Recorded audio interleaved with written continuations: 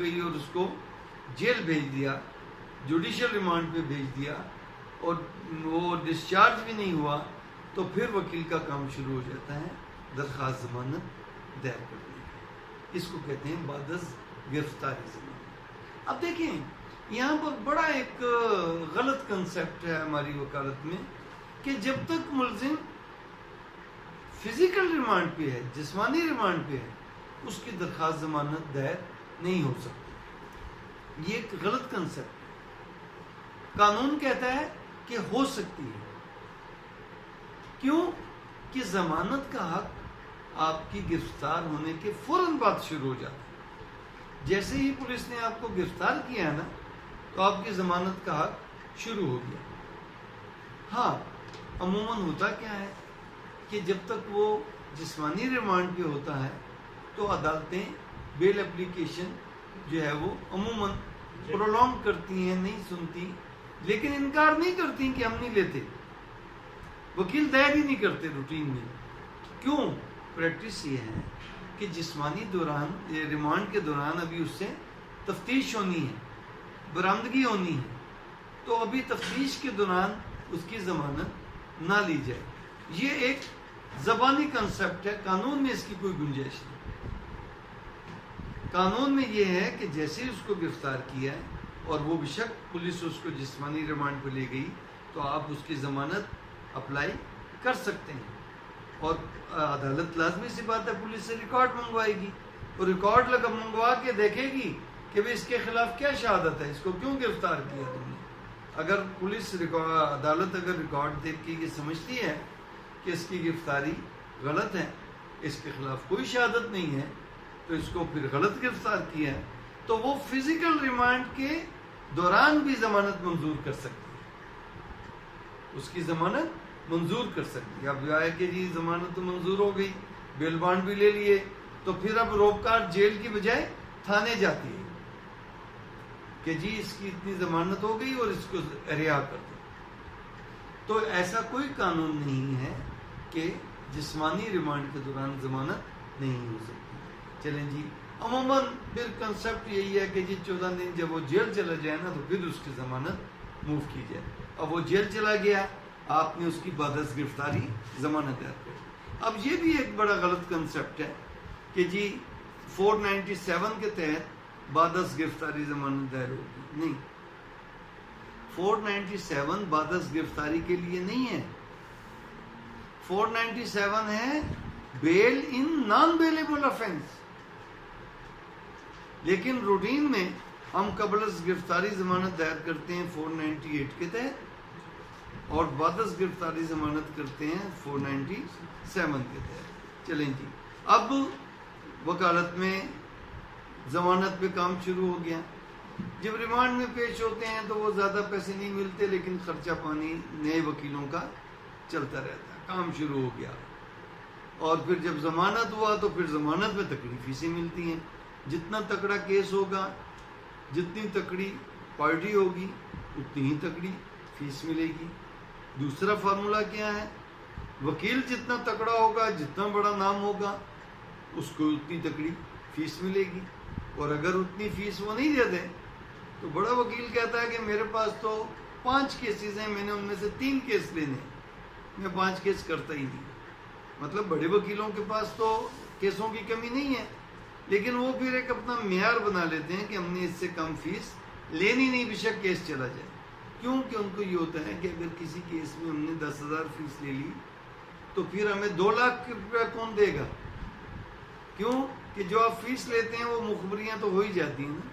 کہ جی 2.5 انی فیس لئی سی, اسی تے انی فیس دے کے آئے سی فلاں وکیل نے. تو پھر دوسرے بھی کہتے ہیں, اور سر انہوں تو تسی انی لئی سی کہ سانو بھی لو. وہ پھر انکار کرتے, تو وہ کہتا ہے کہ یار ان سے لی تھی تو ہم بھی ذرا زور لگائیں. تو کوئی نہ کوئی, کچھ وکیل ہوتے ہیں وہ کہتے ہیں چلو کچھ تو آ رہا ہے, جو مل رہی ہے لے لو. اور کچھ وکیل ہوتے ہیں وہ کہتے ہیں کہ جو آ رہے ہیں ابھی لے لو, پھر بعد میں ان سے مختلف طریقوں سے نکلوائیں گے. تو یہ 3-4 کنسیپٹ ہیں, 12 نام اس میں نہیں جاتے. تو وکیل کا کام شروع ہو گیا گرفتار پرچہ درج ہونے سے, اور اب درخواست ضمانت آپ کریں گے. درخواست ضمانت کریں گے مجسٹریٹ کی عدالت سے شروع ہوتا ہے تو مجسٹریٹ لے لیا تو بلے بلے، نہ لیا تو آگے سیشن کورٹ، سیشن کورٹ نے لے لی بیل، بلے بلے نہ ہوئی تو ہائی کورٹ، ہائی کورٹ نے بیل لے لی تو بلے بلے نہ لی تو سپریم کورٹ، تو ضمانت تو نہیں ہوتی۔ پھر ایک راؤنڈ میں سپریم کورٹ نے بھی خارج کر دی تو پھر ہم 2-3 مہینے کے بعد کوئی نیا گراؤنڈ بنا لیتے ہیں، اور اگر اس دوران نہ بنے کوئی گراؤنڈ تو بیماری کا گراؤنڈ بنا لیتے ہیں، جیل کے ڈاکٹروں سے لوگ کر لیتے ہیں جی بیمار ہیں، یا تو جینون بیمار ہیں یا پھر وہ بیماری کے کوئی نہ کوئی سرٹیفکیٹ لے لیتے ہیں۔ سر وکیل جو فیس لیتا ہے شروع سے لے کر اینڈ تک لکھ لیجیے، نہیں یہ ریکارڈنگ ہوگی بعد میں کرتے ہیں۔ تو اس کے بعد اگر میڈیکل گراؤنڈ بھی نہیں بنتا، وہ کہتے ہیں کہ نہیں اتنی بڑی بیماری نہیں ہے کہ اس کی ضمانت لی جائے، تو پھر اسٹیچوری گراؤنڈ، سزائے موت تک کا کیس ہے اور وہ 2 سال تک اس کی کیس کی سماعت نہیں مکمل ہوتی تو اس کا اسٹیچوری گراؤنڈ 2 سال ہو گیا، یا اگر سزائے عمر قید تک کیس ہے اور 1 سال تک اس کے کیس کی سماعت نہیں ہوتی تو پھر اسٹیچوری گراؤنڈ اس کا انووک ہو گیا۔ تو پھر ضمانت کسی بھی نئے گراؤنڈ پر، لوگ تو بہت گراؤنڈ بنا لیتے ہیں، جب ہم بیل کا چیپٹر کریں گے تو پھر ہم بتائیں گے کہ نیا گراؤنڈ کیسے بنتا ہے اور بیل کیسے دائر ہوتی ہے، کن باتوں کا خیال رکھنا چاہیے، اور جب نئی بیل دائر کریں تو مضبوط گراؤنڈز کیسے نکالے جاتے ہیں وہ دکھا۔ تو کہنے کا مطلب ہے کہ پھر بیل کا پروسیس شروع ہو گیا۔ تو جب بیل کا پروسیس ہو گیا، اس دوران اگر کیس میں ایک سے زیادہ ملزم ہیں، آپ نے ایک ملزم کی ضمانت کرا لی تو پھر آپ کی ایک ساکھ بن گئی، باقی ملزم بھی آپ ہی کو وکیل رکھیں گے، وہ انہیں کہیں گے کہ یار تمہارا وکیل قابل ہے، اس نے ایک ضمانت کرا دی ہے، اس کو کیس کی بھی اب نوعیت کا پتہ ہے، تو باقی ملزم بھی اس کو پریفر کریں گے۔ اگر وہ ملزم سارے ایک ہی خاندان کے ہیں تو تب بھی وہ آپ ہی کے پاس آئیں گے، اور اگر آپ نے صحیح پرفارمنس نہیں دی تو پھر وہ آپ کو چھوڑ کے چلے جائیں گے، کسی اور وکیل کے پاس جائیں گے، کسی نہ کسی وکیل کے پاس تو جائیں گے نا، کسی نہ کسی وکیل کا تو کام بنے گا نا، تو وکیل کی ضرورت پڑے گی۔ اب اس کے بعد ضمانت کا مرحلہ ہو گیا، اب اس دوران تفتیش مکمل ہوئی اور چلان آ گیا عدالت میں۔ اب چلان جب آئے گا تو پھر ہم اس کو چلان کے چیپٹر میں الگ سے کریں گے، ابھی ہم ایک اوور آل دے رہے ہیں۔ چلان عدالت میں آ گیا تو عدالت دونوں فریقوں کو طلب کرے گی، ملزموں کو، اگر تو وہ ضمانت میں ہیں تو ان کو سمن بھیجے گی، وارنٹ بھیجے گی، اور جو جیل میں ہیں ان کو جیل سے طلب کر لے گی، اور ادھر سے کمپلیننٹ کونسل سے کہیں گے جی اپنے گواہ لے آؤ، جو سرکاری گواہ ہیں ان کو سمن بھیجے گی۔ اب پہلے پراسیکیوشن کے گواہ ہوں گے، سب سے پہلے تو چلان عدالت میں آئے گا تو عدالت فارمیلٹی شروع کرے گی۔ اگر تو مجسٹریٹ کے پاس چلان آیا ہے، وہ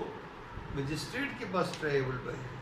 تو پھر پروسیجر اپلائی ہوگا ٹرائل بیفور مجسٹریٹ 249 کے تحت، 249A 249 یہ مختلف اس میں 249 کے تحت پروسیجر اڈاپٹ ہوگا۔ اگر وہ کیس ٹرائیبل بائی سیشن کورٹ ہے تو پھر 265 کے تحت ٹرائل ہوگا، کاپیاں پہلے دی جائیں گی ملزموں کو، گواہوں نے جو دیے ہیں ان کے ڈاکومنٹس دیے جائیں گے، اور اگر پرائیویٹ استغاثہ ہے تو استغاثے کی اور اس کے ساتھ جو گواہوں کا ہے وہ دی جائیں گی کاپیاں وصول کرا لی تو اس کے کم از کم 1 ہفتے کے بعد، ناٹ لیس دین 1 ویک، مطلب اس کو ٹائم دیں گی ملزم کو کہ وہ اپنا وکیل مقرر کرے، اور یا وکیل کو ٹائم دیں گے کہ وہ ان ڈاکومنٹس کو پڑھ کے آئے۔ تو جب اس کے بعد پھر عدالت چارج فریم کرتی ہے، فرد جرم لگاتی ہے، اس میں وہ کہتی ہے ملزم کو کہ دیکھو بھائی تمہارے خلاف یہ بھی الزام ہے، یہ بھی الزام ہے، یہ بھی الزام ہے، یہ بھی الزام ہے۔ اب یہاں پر الزامات ہوتے ہیں، یہاں پر لیگل پوائنٹس نہیں وہ لکھتے، وہ الزامات لکھتے ہیں، اور زیادہ سے زیادہ الزامات کے تحت سیکشنز بھی لکھ دیں گے کہ تم نے فلاں بندے کو فلاں وقت فلاں جگہ فلاں لوگوں کے ساتھ مل کر قتل کیا، جو کہ 302 کے زمرے میں آتا ہے، اور وہ میں تمہیں اس میں سماعت کروں گا مقدمے کی۔ تو فرد جرم لگ گئی۔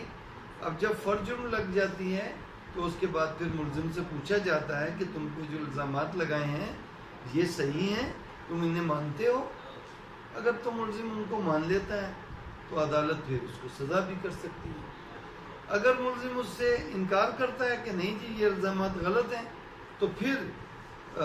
عدالت جو ہے مستغیث پروسیکیوشن کی شہادت لے گی،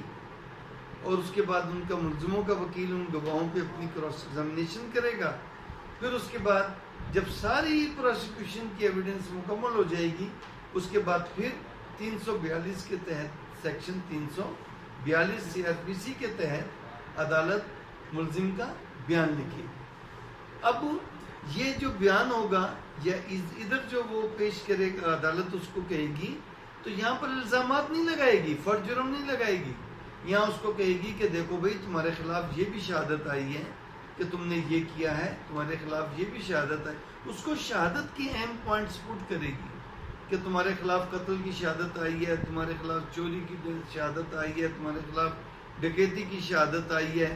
تو ان کو تمام وہ شہادتیں سٹیپ وائز اس کو پیش کرتی جائے گی، اور وہ سب کا جواب دیتا جائے گا انکریکٹ انکریکٹ انکریکٹ، اور آخر میں پھر وہ ایک سوال پوچھتی ہے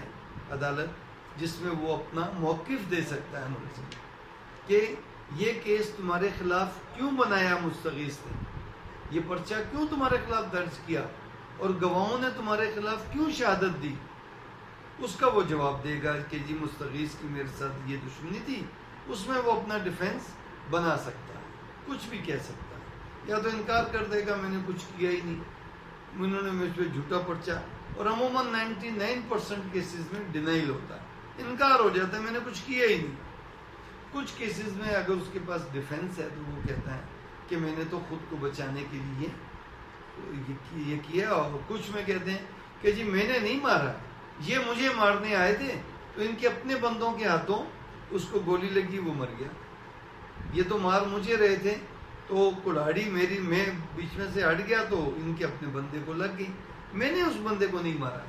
اور کچھ سٹیجز میں جو بہت کم ہوتی ہیں جس میں بڑی سٹرونگ چاہیے کہ وہ ڈیفینس لیتا ہے، یا تو سیلف ڈیفینس لیتا ہے یا کوئی اور ڈیفینس لیتا ہے، اسپیسیفکلی لیتا ہے کہ میں تو وقوع کے وقت پاکستان میں تھا ہی نہیں، یا پنجاب میں نہیں تھا، میں جیل میں تھا، یا میں فلاں جگہ ڈیوٹی پہ تھا، یا میں آرمی میں تھا، یا میں پولیس میں تھا، یا وہ یہ ڈیفینس لیتا ہے کہ جی یہ مجھے قتل کرنا چاہتا تھا تو میں نے خود کو بچانے کے لیے اس کو مار دیا، اور مجھے قانون کے تحت یہ ایکسیپشنز ہیں سیلف ڈیفینس کی، یا یہ میری ماں کو، میری بہن کو، میرے بھائی کو، میرے رشتہ دار کو، یا میری جائیداد لوٹنا چاہتا تھا تو میں نے اپنی جائیداد یا اپنے کسی ریلیٹیو کی یا کسی بھی اور شخص کی جان بچانے کے لیے یا مال کی حفاظت کرنے کے لیے میں نے اس کو اتنی ضرب لگائی، میری مارنے کی نیت نہیں تھی، قتل کرنے کی نیت نہیں تھی، تو یہ لے لے گا۔ پھر عدالت اس سے پوچھتی ہے کہ بھئی تم اپنی صفائی میں خود بطور گواہ پیش ہونا چاہتے ہو؟ اگر وہ کہتے ہیں ہاں تو پھر اس کا حلف پہ بیان ہوگا، پھر جب حلف پہ بیان ہوگا تو پھر اس پہ کراس ایگزامینیشن بھی ہوگی، پروسیکیوشن کا سائڈ اس پہ کراس ایگزامینیشن کرے گا، اور اس کے بعد اگر اپنی صفائی میں وہ کوئی اور گواہ پیش کرنا چاہتا ہے یا کوئی دستاویزات پیش کرنا چاہتا ہے تو عدالت اس کو اس کا بھی موقع دے گی۔ تو جب دونوں فریقین کی شہادتیں مکمل ہو گئیں اس کے بعد پھر عدالت کہتی ہے دونوں فریقوں سے کہ بحث کریں، دونوں وکیلوں کی وہ بحث سنتی ہے، دونوں وکیلوں کی بحث سن کے پھر عدالت جو سمجھتی ہے کہ ملزم گناہگار ہیں تو اس کو قانون کے مطابق جو جرم بنتے ہیں ان کے تحت ان کو سزا دے دیتی ہے، اور اگر وہ سمجھتی ہے کہ یہ بے گناہ ہے، اس کے خلاف الزامات ثابت نہیں ہوئے تو پھر ان کو بری کر دیتی ہے۔ یہاں پر صرف ایک فرق ہے بحث میں، اگر تو ملزم نے کوئی اسپیسیفک پلی لی ہے تو پھر پہلے بحث ملزم کا وکیل کرے، اگر اس نے کوئی اسپیسیفک پلی نہیں لی تو پھر بحث پہلے پروسیکیوشن کا وکیل کرے گا۔ وہ ثابت کرے گا کہ جی ملزم کے خلاف یہ جو الزامات تھے وہ ثابت ہو گئے. پھر ان کا جواب دے گا ملزموں کا وکیل. اور اگر اس نے کوئی اسپیسیفک پلی لی ہے سیلف ڈیفینس کی تو پہلے پھر بحث کرے گا ملزموں کا وکیل, پھر پروسیکیوشن کا وکیل کرے گا. اور اگر پروسیکیوشن کے وکیل کی کوئی باتوں کا جواب دینا ہے ملزم کے وکیل نے تو پھر وہ دوبارہ بحث کرے گا. تو دونوں فریقین کی بحث سن کے جج اپنا فیصلہ دے لے گا. اسٹاپ کر دو.